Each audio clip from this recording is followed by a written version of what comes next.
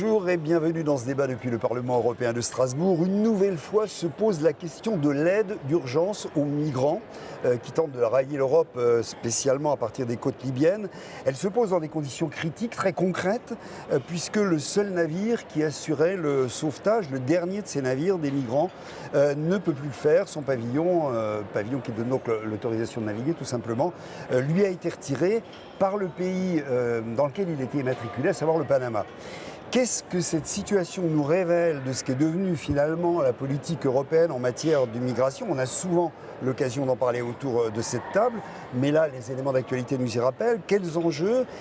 Une nouvelle fois, on va se poser la question avec vous. Karine Kloanec-Morin, vous êtes députée européenne socialiste et démocrate. Marie-Christine Vergiat, vous êtes députée européenne gauche unitaire européenne, gauche verte nordique. Et Philippe Lamberts, vous êtes député européen des Verts, Alliance Libre Europe. Merci à vous d'être autour de cette table.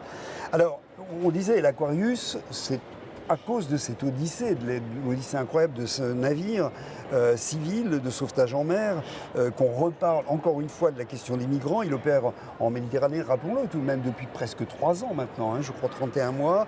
Il a secouru près de 30 000 personnes, ce qui est loin d'être tout à fait rien.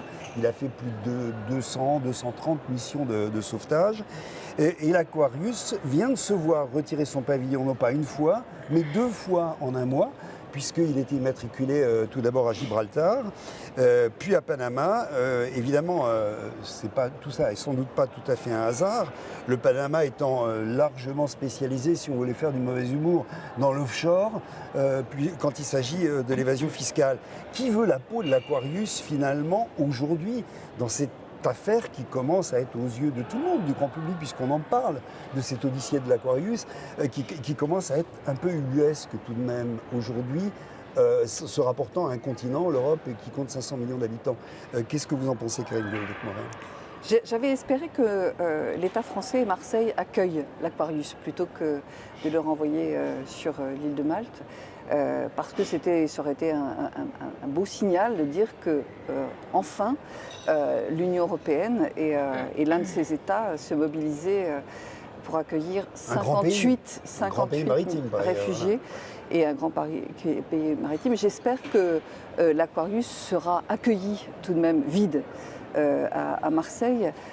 Mais ce qu'on peut déplorer, c'est qu'une fois encore, c'est dans l'urgence que l'Union européenne est interpellée. On le répète, c'est vrai, nous avons besoin d'une vraie politique d'accueil des réfugiés européens d'ailleurs, des gens qui choisissent l'Europe pour venir. Donc je crois qu'il faut que ce terme de réfugiés européens, nous l'adaptions à notre discours parce qu'ils choisissent notre continent.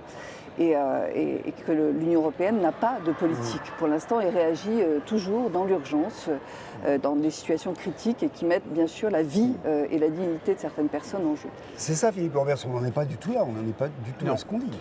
Non, moi ce qui me frappe, c'est que j'entends beaucoup de chefs d'État et de gouvernement européens parler de la défense de l'Europe et des valeurs européennes. Je pense que s'il en est qu'ils défendent les valeurs européennes, je vous rappelle qu'au sommet de ces valeurs est placée la dignité humaine de tous les humains. Ce n'est pas la dignité des citoyens européens, c'est la dignité de tous les humains. Eh bien, c'est précisément l'Aquarius qui défend ces valeurs aujourd'hui. Et c'est l'Aquarius qu'on empêche de fonctionner et de jouer son rôle, qui est un rôle d'abord et avant tout humanitaire. Parce que si au moins nous avions un débat au sein du Conseil européen entre les partisans de l'Europe forteresse et ceux d'une Europe capable d'assumer ses responsabilités dans l'accueil des réfugiés, on pourrait quelque part se réjouir, mais en fait il n'en est rien. Parce qu'entre un Emmanuel Macron et un Viktor Orban, alors certes on ne parle pas de la même chose, de la même manière de présenter les choses, mais sur le dossier migration, la France et la Hongrie recherchent d'abord et avant tout une Europe qui se protège. Quand on parle d'une Europe qui protège, on parle de quoi? En fait, d'une Europe qui protège ses frontières contre ces barbares qui viennent nous envahir. Et très franchement, de voir que même ce geste humanitaire d'accueillir 58 réfugiés, comme vous disiez, 58, d'accord, c'est même pas, si la France les prenait, c'est même pas par million d'habitants, même ça c'est trop, parce que nous ne voulons pas envoyer un signal. Et derrière le langage souriant d'un Emmanuel Macron, on voit celui beaucoup moins souriant d'un Gérard Collomb qui va en fait recourir au pire poncif de l'extrême droite pour nous parler de submersion, d'invasion, de pression migratoire et que sais-je encore, d'appel d'air. Combien de fois ai-je entendu cette expression? Une chose est sûre, c'est que l'Europe reste perçue comme un havre de paix et à juste titre, comme un havre où règne l'état de droit. Ce n'est pas étonnant que l'on vienne frapper à notre porte et quelque part c'est tout à notre honneur. Maintenant à nous d'être capables d'être à la hauteur. Autrement dit, personne ne demande, personne, j'insiste là-dessus, personne ne demande à l'Union européenne d'accueillir toutes les personnes déplacées dans le monde qui sont 68 millions aujourd'hui. La plupart sont accueillis dans des pays du Sud. Mais entre rien et 68 millions, il y a de la marge. Et je constate aujourd'hui que le choix qui est fait par la présidence autrichienne de l'Union, et c'est écrit noir sur blanc dans le premier document adressé par la présidence autrichienne aux 27 autres États membres, il est écrit « Notre objectif est que plus aucune demande d'asile ne soit déposée sur le territoire de l'Union européenne. » Donc on ne vous parle même pas de migrants économiques, on vous parle de réfugiés et on vous dit surtout faisons en sorte qu'il n'y en ait plus un. C'est ce qu'on appelle l'Europe forteresse. Et je pense que c'est le plus grand déni de nos valeurs auquel nous assistons aujourd'hui. Sachant que pour parvenir, si on peut dire, à ce but-là, on en arrive à fouler aux pieds des choses aussi basiques et qui font partie effectivement des règles internationales, comme le sauvetage en mer, qui n'est même plus assuré. C'est-à-dire que même au-delà du geste de solidarité, du geste humanitaire, on n'applique même plus des règles comme celle-ci, Marie-Christine Vergiat. L'Europe bafoue aussi ces valeurs, j'allais dire, de base, des valeurs presque techniques dans une situation comme celle-ci. D'abord, ce n'est pas des valeurs techniques. Enfin, non, mais en même temps, c'est des valeurs humaines, morales. Les deux, oui, bien sûr. Voilà. Le sauvetage en mer, c'est une obligation internationale. C'est ça. Donc, ce n'est pas une norme technique, c'est une obligation. Ouais. Donc, je voudrais juste qu'on revienne un tout petit peu en arrière. Demain, nous allons malheureusement fêter le plus grand naufrage qui a eu lieu au large de Lampedusa, qui a fait plus de 360 morts. C'est demain. C'est à ce moment-là qu'on n'a pas commencé à parler de cette fameuse crise des migrants. Et je voudrais qu'on rappelle, d'abord, je crois, et je pense que nous devons être tous d'accord autour de la table, vu ce que j'ai entendu jusqu'à présent, c'est qu'il n'y a pas de crise des migrants, mais une crise de l'accueil des réfugiés. Et je pense qu'il faut que nous arrêtions de parler des migrants comme nous parlons des migrants en ce moment. Il y a chaque année 2 500 000 migrants qui arrivent de façon régulière sur le sol de l'Union européenne. Et là, au dernier chiffre, il y en a 80 000 qui ont traversé la Méditerranée. Donc on remet tout ça en perspective. Et ceux qui ont traversé la Méditerranée sont justement, pour les raisons qui viennent d'être indiquées, des gens qui ne peuvent pas demander l'asile, à qui on refuse de demander l'asile, du moins très très majoritairement d'entre eux. Je regardais les dernières personnes qui ont été accueillies à bord de l'Aquarius. Ce sont des familles libyennes. Ouais. Quand vous regardez, enfin très majoritairement, quand vous regardez le parcours de ces personnes, c'est hallucinant, quoi. Qu'on mette 3 jours à 4 pays européens pour accueillir 58 personnes, c'est quand même... Qui fut une zone de guerre. Hein, qui fut une zone de guerre, oui, et vers laquelle on ne cesse de renvoyer des personnes, puisque l'Union européenne a délégué à la Libye, où il n'y a pas d'autorité qui contrôle le territoire, contrairement à ce qu'on raconte, a délégué à ces fameux gardes-côtes, fameux gardes-côtes libyens, qui sont un jour garde-côtes officiels, un jour milice, et qu'on ne sait jamais. Donc on renvoie à leurs tortionnaires les migrants qui sont réceptionnés en mer par les fameux garde-côtes. Et il y a eu des mots entre l'Aquarius et les fameux garde-côtes. Des gestes il y a des gestes insupportables, quoi. Donc c'est affolant. Et je voudrais aussi qu'on rappelle pourquoi l'Aquarius et d'autres, en 2015, ont pris la mer. C'est le dernier, hein, mais il y en a eu d'autres, effectivement. Il y en a eu d'autres en 2015. Pourquoi en 2015 ? Parce que fin 2014, le gouvernement italien avait lancé une opération qui s'appelait Mare Nostrum, qui était une opération de sauvetage en mer. Et quand le gouvernement italien a dit qu'il ne pouvait pas rester seul à assumer cette opération, puisque c'était la solidarité européenne qui était en cause, tout le monde a dit « niet ». Ça coûtait 95 millions d'euros par an et dans un grand geste humanitaire, le Conseil européen du mois de mai 2015 a fait un geste de 5 millions pour le sauvetage en mer. C'est pour remplir des obligations internationales. 95 millions, c'est un avion de combat. C'est ça, voilà. Et donc, c'est hallucinant. Et c'est à cause de ça que les bateaux, à cause de cette impossibilité pour les États européens de répondre à la situation, qu'on a eu les ONG, et heureusement qu'il y a eu les ONG qui ont sauvé des dizaines et des milliers même de personnes en mer. Elles ne sont pas les seules. On oublie toujours que la marine marchande a fait sa part, que les gardes-frontières, les gardes-côtes italiens font leur part et se heurtent au gouvernement italien actuellement, etc., etc.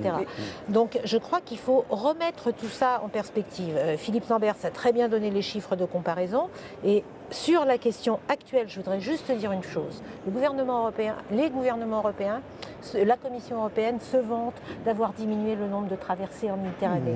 On a diminué de 1 à 10. De 1 à 10. Oui, les routes sont en train de bouger, il faut vérifier parce que ça met du temps, mais ils sont en train de bouger de la Libye vers l'Espagne. Il n'y a jamais eu autant de personnes qui sont arrivées en Espagne, sauf il y a 15-20 ans. C'est la manière dont l'Europe se félicite en gros d'avoir réglé le problème des migrants. Des réfugiés, et pas des migrants. Oui, c'est ça. Le dire et le répéter. Et pendant ce temps, le nombre de morts en Méditerranée n'a quasiment pas diminué. Proportionnellement, les gens meurent de plus en plus en Méditerranée. Pour 10 personnes qui traversent la Méditerranée, une arrivant d'Europe, 7 sont renvoyées sur les côtes libyennes et 2 meurent en Méditerranée. Ça veut dire 20%.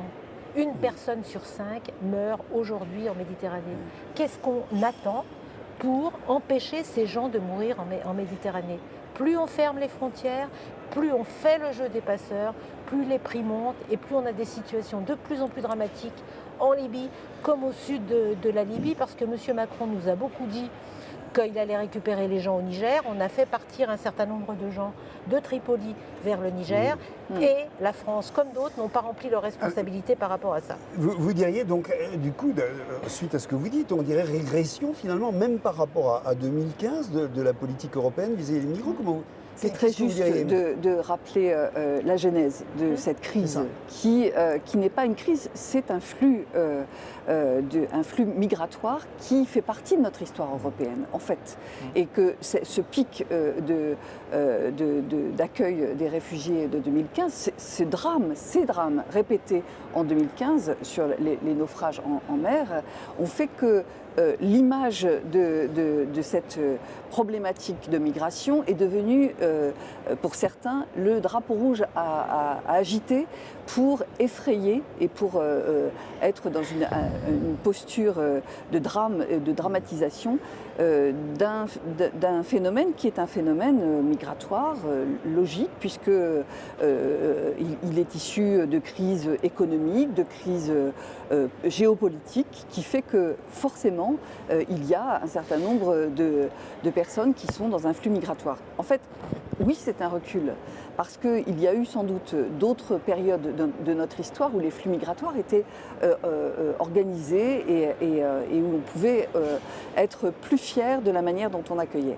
Moi, je pense à mon pays, qui renforce toutes et par la dernière loi qui a été votée par le gouvernement en place, et qui renforce toutes les démarches administratives et notamment qui réduit les délais de recours, ce qui est vraiment dramatique pour les réfugiés, puisque on le sait, 50% des réfugiés obtiennent un asile après un recours. Et donc, quand on réduit le délai de recours, ça met ces personnes dans l'incapacité d'être dans les délais. Et donc, bien sûr, ça, c'est un recul. En ces temps, Philippe Lamberts, il faut bien le dire tout de même, de débats qui précèdent les élections européennes nouvelles, etc., à risque, tout le monde le dit, l'Europe aurait tout intérêt à régler cette question pour que, j'allais dire, on n'en parle plus, qu'on passe à autre chose sur les questions et les débats qui vont être agités notamment au cours de la campagne électorale. Mais vous voyez justement, tout le monde ne pense pas comme ça. Ils sont nombreux, ceux qui pensent qu'en fait il est particulièrement utile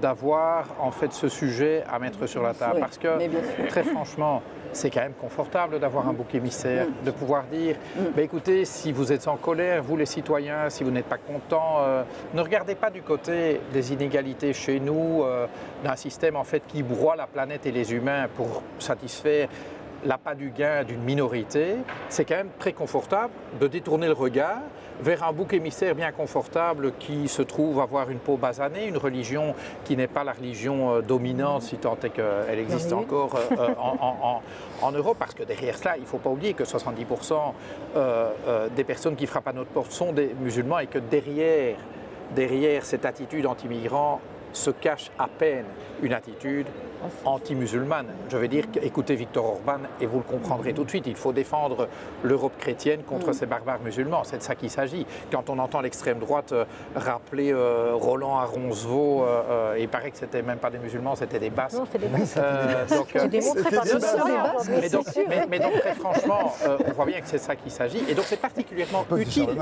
Maintenant, mon message à tous ceux, en particulier à droite, mais pas seulement, qui sont tentés par l'instrumentalisation du débat sur les questions d'asile et de migration, je voudrais les avertir que lorsque on rejoint quelque part l'extrême droite sur ce terrain-là, c'est l'original qui gagne. On le voit en Bavière, nous aurons très bientôt des élections en Bavière. Le Parti chrétien-démocrate a décidé d'adopter l'agenda anti-migrant du parti d'extrême droite allemand AfD. Résultat des courses, l'AfD est renforcée et les chrétiens-démocrates sont en perte de vitesse. Et donc, ça ne sert à rien de courir derrière les extrêmes. Alors, il ne faut pas nier le défi que ça représente, mais c'est un défi qui est à notre portée, très franchement. Allez, franchement, je ne suis pas effrayé. Alors, c'est sûr qu'il faut apprendre aussi de nos erreurs, parce que vous avez évoqué une époque où la migration économique était organisée par nos États. On a invité en Belgique les mineurs italiens, on a invité... En France, pareil, avec les travailleurs d'Afrique du Nord. Ouais. Mais regardons aussi, les Polonais avant. Regardons un petit peu comment l'intégration s'est passée. Est-ce qu'aujourd'hui, quand en Belgique, vous avez un prénom à consonance musulmane, arabe, donc si vous êtes libanais et que vous avez un prénom qui est Michel, vous trouvez de l'emploi. Si vous êtes libanais et que vous avez un prénom qui est Ismaïl, eh bien, vous avez 30% de chances de moins de trouver un emploi. Or, ce phénomène de discrimination est répandu en beaucoup d'endroits d'Europe. Donc, tirons les leçons de la manière dont nous avons géré la migration par le passé, non pas pour dire, vous voyez, on a mal fait, donc c'est impossible. Non, tirons-en les leçons pour réussir beaucoup mieux l'intégration dans une société qui, de toute façon, est multiculturelle. Aujourd'hui, et je pense que, de toute façon, s'imaginer qu'on va pouvoir ériger autour de l'Union européenne des murs hermétiques, c'est se fourrer le doigt dans l'œil jusqu'aux omoplates. Et donc franchement, ça ne tient pas la route une demi-seconde. J'ajoute que lorsque un Européen s'installe à Libreville, on appelle ça un expatrié. Et soit dit en passant, c'est en général économique, c'est pas pour le tourisme, c'est pas non plus pour se réfugier de régimes persécuteurs en Europe. D'accord ? On appelle ça des migrants économiques. Mais non, on va appeler ça des expats. Et là, c'est connoté positivement.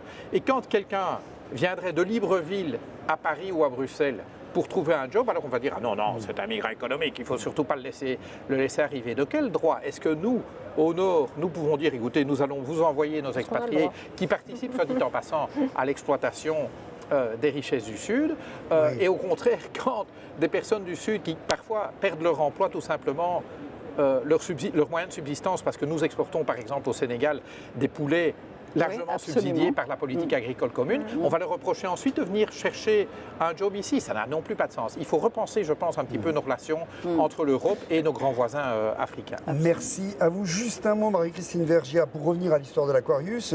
Une pétition a été lancée dans l'immédiat, parce que ça compte aussi ces choses-là. Il y a même un appel à manifestation samedi. Il y a plusieurs initiatives qui ont été lancées, dont une par SOS Méditerranée, qui appelle à soutien à la fois pour la question des ports dans lesquels ils peuvent débrailler. Ouvrons nos ports, disons-nous. C'est ce que j'ai écrit là sur ce bracelet. Et du pavillon. Et la question du pavillon. Parce qu'effectivement, comme vous l'avez dit, l'Aquarius fait route vers Marseille actuellement, qui est son port d'attache, mais il n'a plus de pavillon. C'est pour ça qu'il n'a pas pu débarquer les... Il n'a plus le droit de naviguer, rappelons-le. Il n'a pas débarqué. Il peut rester dans les eaux internationales, mais il ne peut pas, donc il n'a pas pu aller à Malte. C'est un bateau Naltec qui est venu chercher les 58 tonnes. J'espère qu'il va être accueilli à Marseille. Et effectivement, nous manifestons le 6 octobre, samedi, dans toute la France, et notamment à Paris, pour aller au soutien de l'Aquarius. Et il y a effectivement une pétition qu'il faut signer massivement. 80 000 signatures déjà, je crois. Je dois encore le faire. Sachant juste un petit mot. C'est pas une initiative seulement française, il faut que ce soit... Juste un petit mot juridique, sachant qu'il serait beaucoup plus sain que l'Aquarius est un pavillon d'une grande nation maritime et non pas un pavillon comme Panama ou Gibraltar, qui sont des pavillons complaisants. Bien sûr. Ça serait plus simple si c'était la sous France ou pavillon de l'Italie. Gibraltar. Gibraltar lui a retiré son pavillon. Ils avaient Qui sont réussi les à pavillons avoir complaisants, ça. exactement Oui, Panama. oui. Alors que nous Panama, savons tous voilà. qu'il est basé à Marseille. Donc effectivement, Bien la sûr. France se grandirait si elle lui accordait Absolument. un pavillon. Elle reconnaîtrait le travail des ONG en la matière et peut-être que ça serait plus en harmonie avec l'image que M. Macron cherche à se donner en la matière. Ça serait Parce un geste qu'effectivement, symbolique fort, il en effectivement. appelle à l'Europe de la solidarité sur ces questions-là. Quand même, franchement, il suffit de voir notamment ce qui se passe à la frontière franco-italienne pour comprendre ce qu'il en est. On est Et loin la du réaction des Italiens en la matière n'est pas qu'une réaction de M. Salvini, c'est une réaction... Malheureusement. Oui, oui. Merci. Juste Et un petit des mot. initiatives dans les collectivités Alors, territoriales. tout à fait. Pardonnez-moi, mais je Allons-y, voulais allons-y, vraiment allons-y, le signaler oui. parce que beaucoup de collectivités territoriales Font de le job. gauche, souvent, mais beaucoup de collectivités territoriales s'impliquent énormément dans l'accueil des réfugiés. Et c'est vrai qu'accueillir 20 réfugiés dans une collectivité de 2000, 3000 habitants, ça s'organise, les enfants peuvent aller en classe, les personnes s'insèrent avec beaucoup plus de facilité. Je pense que c'est extrêmement important que l'Union européenne reconnaisse tout ce travail qui est fait par les collectivités territoriales et toutes les initiatives citoyennes aussi. Parce qu'il y a beaucoup de collectifs qui se mettent en place aussi. Dans mon petit village à Saint-Agile, qui est de 280 habitants, il y a un collectif qui se mobilise pour l'accueil de réfugiés. Régulièrement, on a des soirées culturelles, des échanges, des repas partagés avec des réfugiés de Vendôme, du Canada de Vendôme. Mais ça existe et je cite cet exemple parce que c'est ma commune, mais il y en a dans énormément de communes, des collectifs. Ça veut dire que l'opinion, je crois qu'elle est pas entièrement, mais une partie de l'opinion en tout cas est prête à suivre vraiment une politique plus audacieuse au niveau européen. Et on a bien noté que depuis le début de cette crise, les initiatives régionales étaient beaucoup plus fortes que les initiatives nationales en règle générale. Et Un petit mot encore. le fonds asile-migration, comme vous le disiez à juste titre tout à l'heure, pour le moment, il n'est accessible que par les États. Voilà. Et les États ne l'utilisent, et notamment la France, quasiment que pour faire de la sécurisation des frontières ou construire des centres de rétention. Or, ce fonds, c'est un fonds asile, migration, intégration. Et donc les crédits asile, donc à mieux accueillir les demandeurs d'asile, les crédits intégration existent. Nous demandons qu'ils soient accessibles. Voilà. Pour vous ne l'avez pas dit assez, je l'ai pas dit assez.